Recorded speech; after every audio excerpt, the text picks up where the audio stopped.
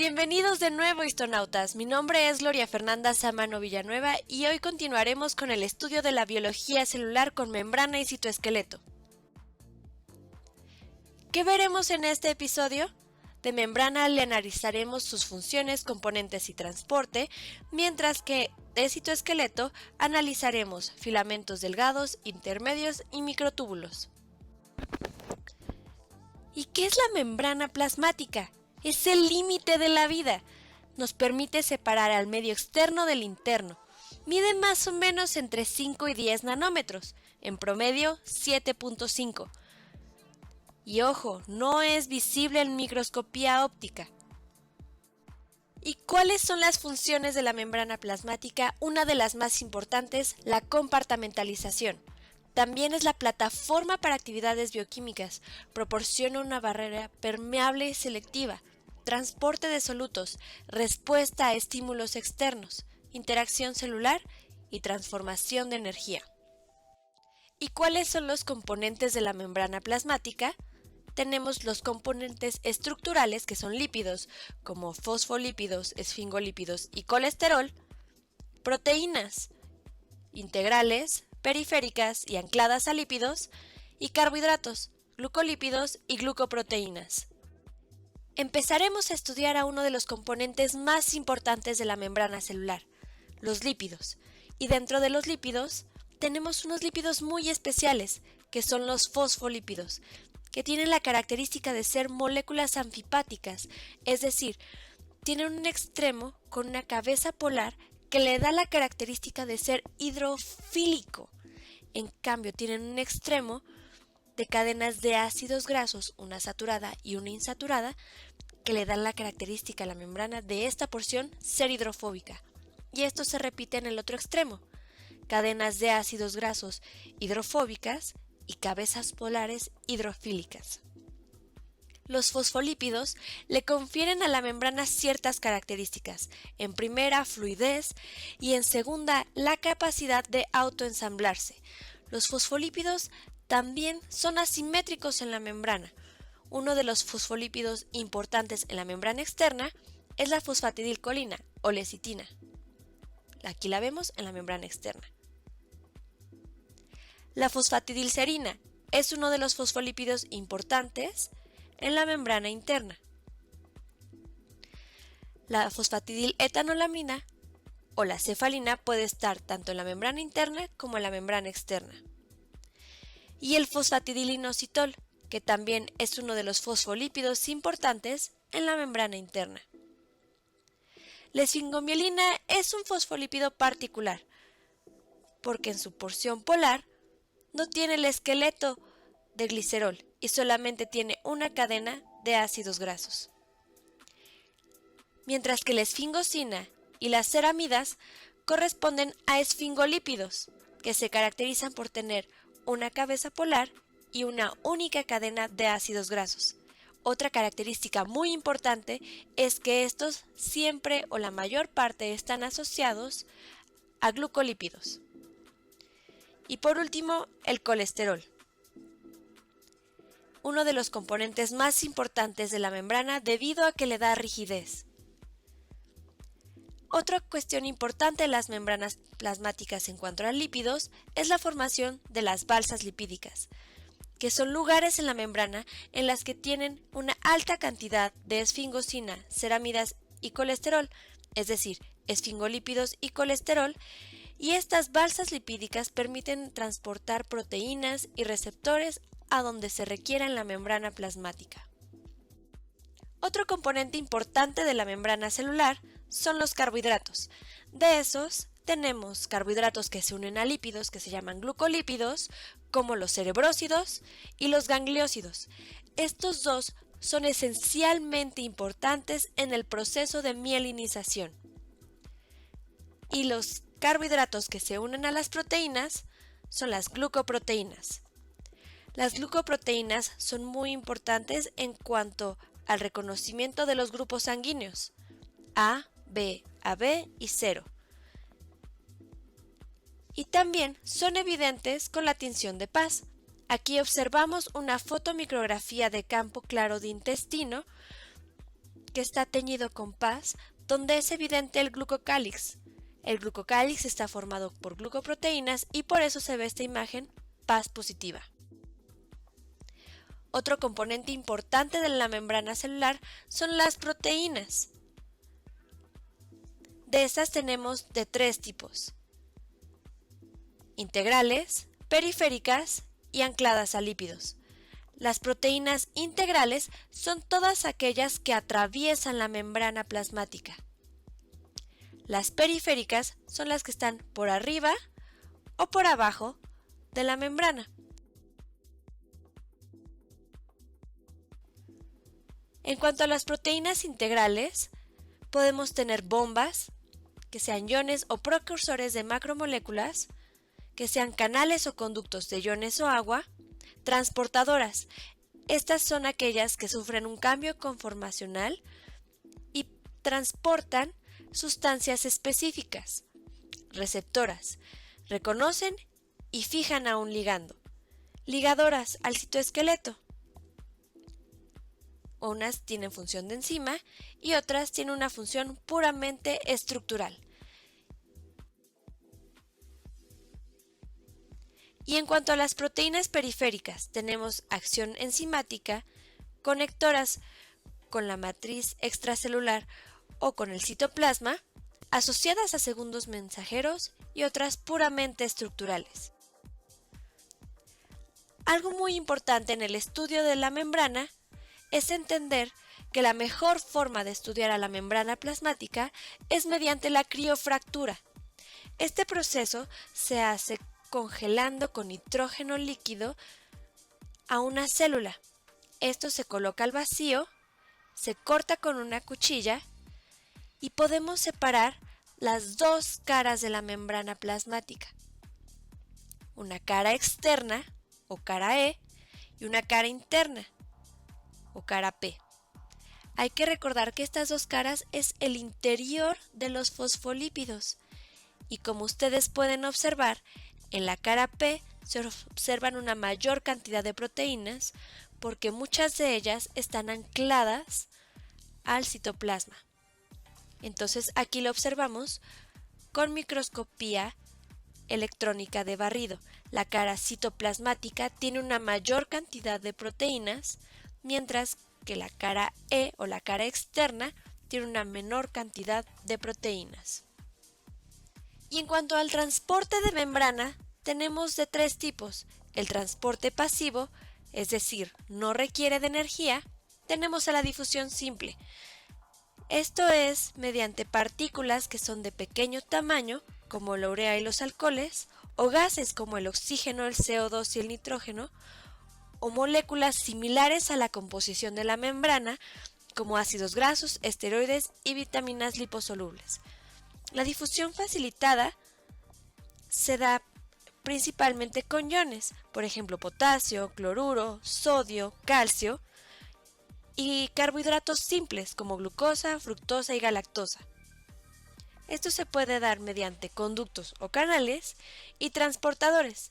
En cuanto a este tipo de transporte tenemos a su vez tres tipos: uniporte, simporte y antiporte. Otro muy importante es la ósmosis, ya sea simple o facilitada mediante acuaporinas, y el transporte activo. Este siempre requiere de energía.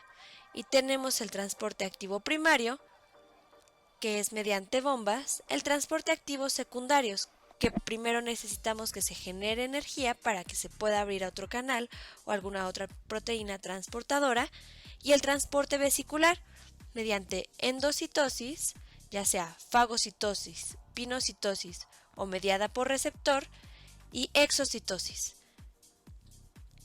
Hay que recordar que el transporte pasivo siempre va a favor del gradiente electroquímico, mientras que el transporte activo generalmente va en contra del gradiente electroquímico y por eso requiere de energía, y el transporte vesicular siempre requiere de energía.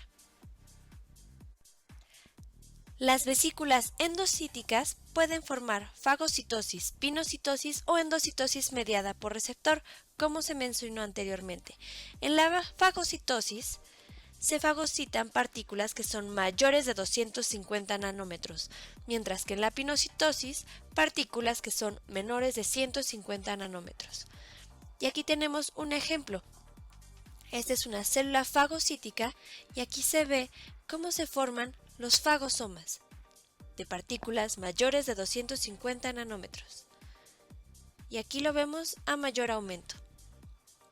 Y en la pinocitosis es una endocitosis de partículas pequeñas, recordando, menos de 150 nanómetros, generalmente agua o calcio. Usualmente estas vesículas están recubiertas por una proteína llamada caveolina. Y la endocitosis mediada por receptor está cubierta por una partícula llamada clatrina. Este tipo de endocitosis es importante en el procesamiento de un tipo de colesterol de baja densidad como el LDL. Por otro lado, la exocitosis es importante en células secretoras de hormonas, enzimas y moco, y en células nerviosas como las neuronas que liberan neurotransmisores. Y aquí lo vemos. Esta es una fotomicrografía de campo claro teñida con mucincarmín de Meyer, en donde se observa un corte de intestino delgado. Lo que podemos ver es que es un epitelio con muchas células caliciformes. Y aquí se ve con esta tinción, que es mucincarmín de Meyer, la evidencia del moco que están produciendo estas células caliciformes. Y de este otro lado obtenemos una electromicrografía de transmisión de una sinapsis, en donde se observan todas estas vesículas llenas de neurotransmisores. ¿Alguna vez se han preguntado qué le da la forma a la célula? Eso es, el citoesqueleto. Entonces, hablaremos brevemente de sus funciones y su clasificación. La principal función del citoesqueleto es proveer la forma de la célula. También le da motilidad celular.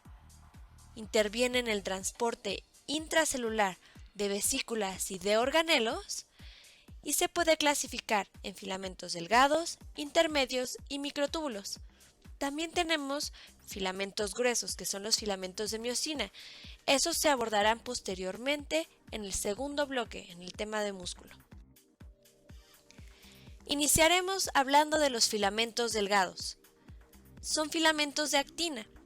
Existen en dos formas: actina G o globular, que se encuentra libre en el citoplasma, y actina F o filamentosa, que forma estructuras justamente filamentosas helicoidales de doble cadena.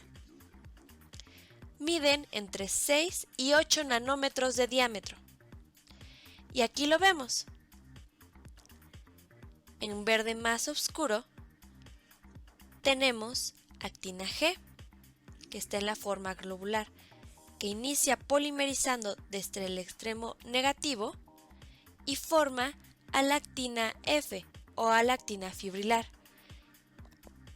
Esto lo hace mediante un proceso llamado polimerización, que requiere energía, requiere ATP.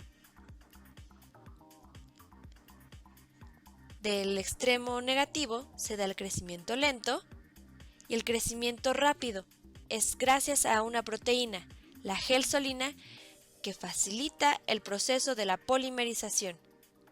Este proceso requiere de potasio y magnesio y es impedida por la proteína casquete, que bloquea la adición de nuevas partículas de actina. Existen proteínas de unión a la actina, como la fascina y la fimbrina, que son proteínas formadoras de fascículos de actina para establecer enlaces cruzados entre los filamentos de actina y estos adopten una disposición paralela, como se ve en las microvellosidades. Por otro lado, tenemos proteínas formadoras de enlaces cruzados de la actina, como la espectrina, que vemos en el velo terminal de las microvellosidades.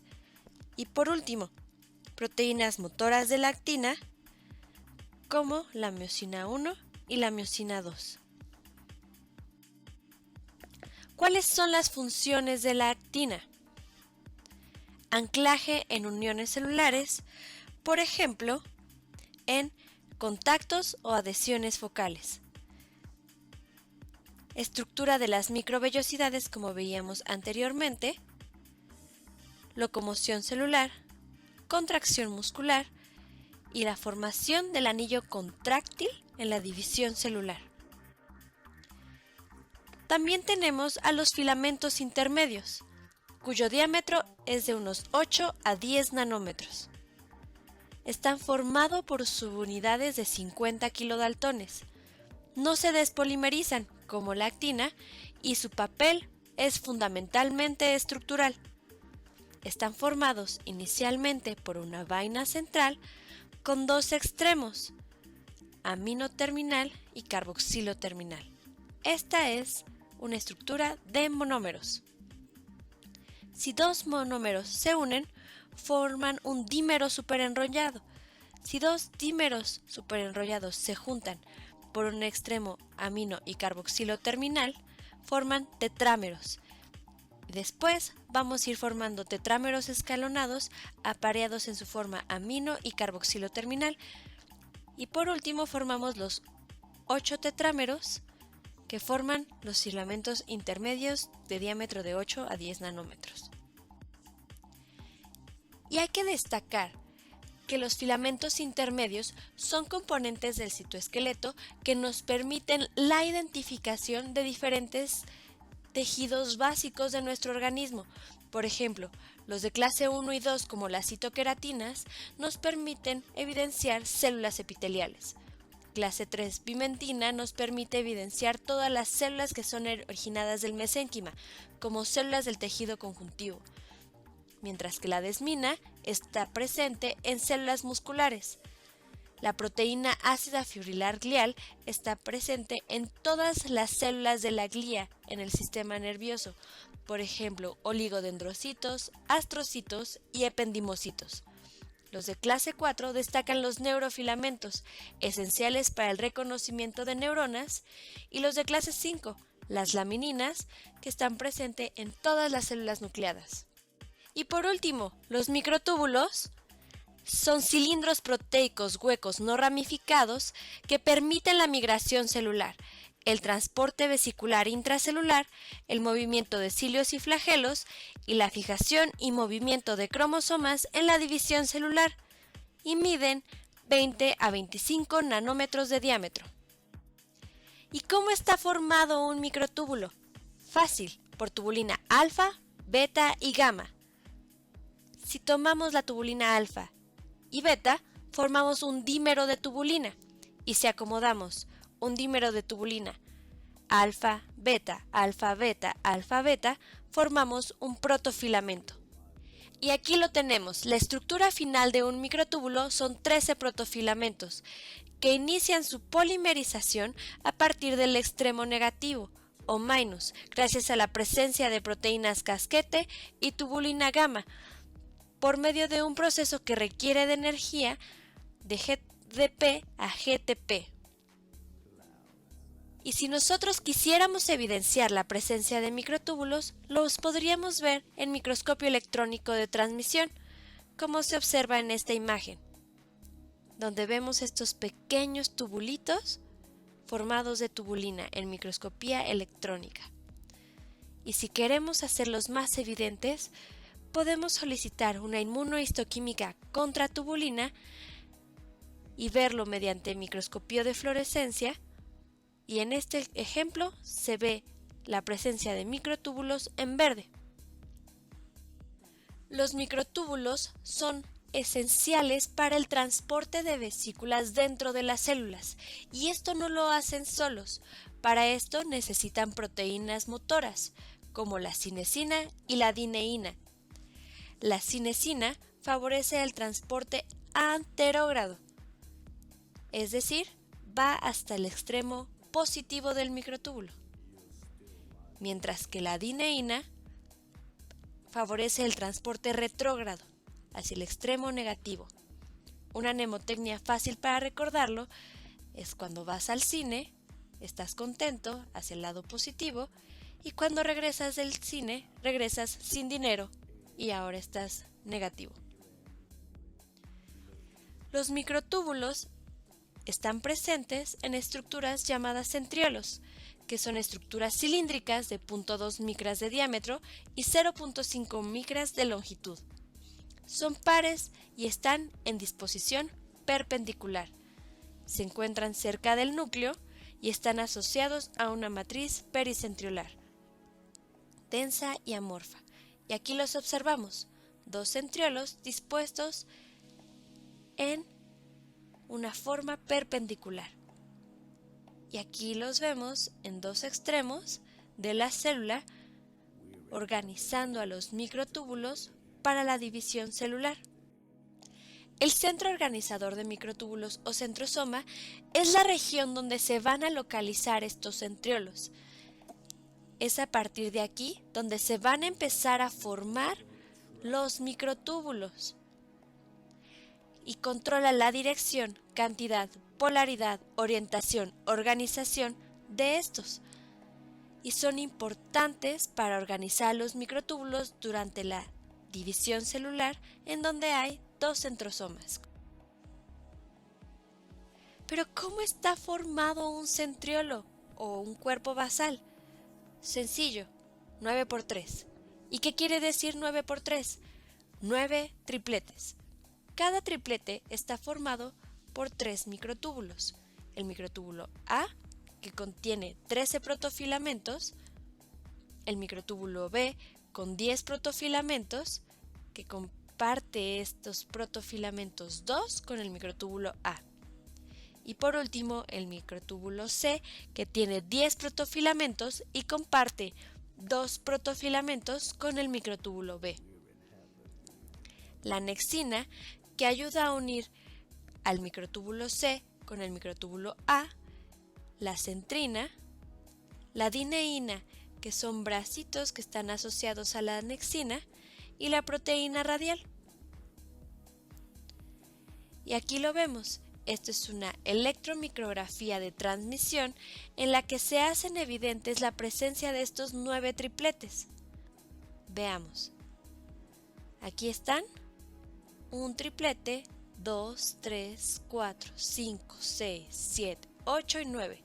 Y esto nos dan la conformación de un centriolo y de un cuerpo basal. Mientras que el axonema deriva de los centriolos, da sostén a los cilios en el aparato respiratorio y tiene una estructura de 9 por 2 más 2. Es decir, tiene un microtúbulo A, un microtúbulo B y tiene 2 cingletes completos. Son cingletes porque están aislados. Esta es la estructura de un cilio móvil.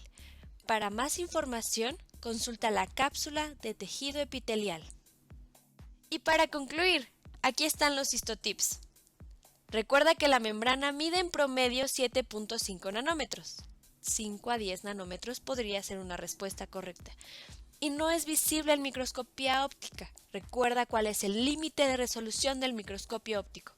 La membrana está compuesta por lípidos, fosfolípidos, esfingolípidos y colesterol, proteínas integrales, periféricas y asociadas a lípidos, carbohidratos como glucolípidos y glucoproteínas. La membrana se puede estudiar por criofractura y se obtiene la imagen de la cara E, que es la externa, y la cara P, que es la interna. El transporte de membrana puede ser pasivo, activo y por vesículas. Estos últimos dos requieren de energía. Los componentes del citoesqueleto se pueden clasificar como filamentos delgados de actina, intermedios, ya sean queratina, bimentina, desmina, proteína ácida fibrilar glial, neurofilamentos y lamininas, así como los microtúbulos. Los filamentos de actina miden de 6 a 8 nanómetros, los intermedios de 8 a 10 nanómetros y los microtúbulos de 20 a 25 nanómetros. La estructura del centriolo son 9 tripletes, mientras de un axonema de un cilio móvil son 9 dobletes y 2 cingletes. Listo, histonautas, esto fue todo por el día de hoy. Gracias por su atención. No olviden visitar la página del departamento en su página de Facebook, Instagram y YouTube. No se pierdan el siguiente capítulo, el núcleo celular.